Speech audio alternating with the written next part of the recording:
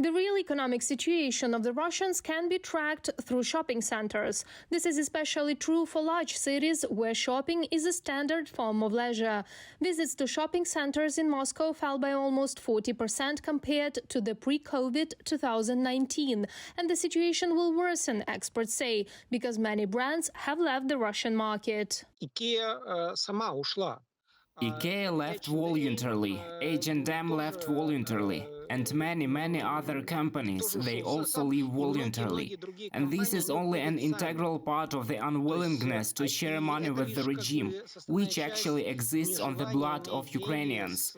And this issue is of such a nature that many events are not a direct consequence of the sanctions, but rather a side effect of everything that is happening now. The departure of well-known brands is especially painful for shopping centers. After all, they also attracted customers to less popular stores.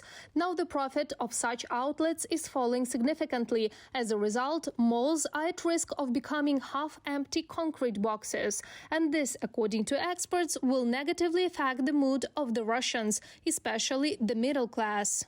The closing of shopping centers or individual retail premises directly affects the feeling of being a person. Is life good enough for you? Can you provide for it?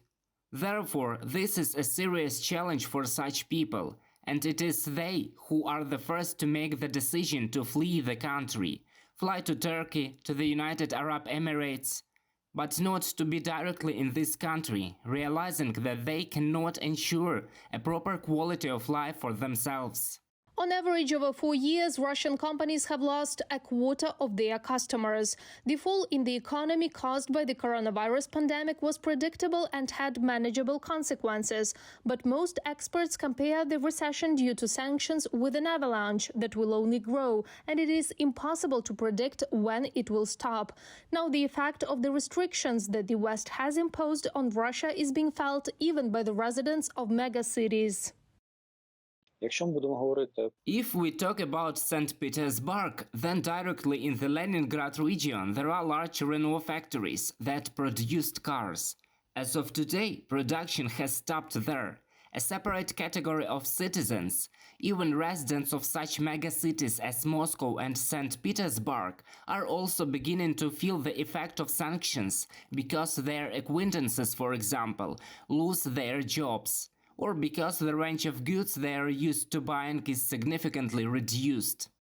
It's a paradox, but many Russians still do not associate the decline in living standards with the sanctions. And according to the research of a survey by the Russian Public Opinion Research Center, 59% of the Russians surveyed do not see any benefit from Western civilization, democracy and culture at all. At the same time, the most ardent opponents of everything Western, from goods to civilization values, are the constant consumers of the Kremlin propaganda. That is, TV viewers. Reported by Marina Stepanenko, Danila Kobza, UATV News.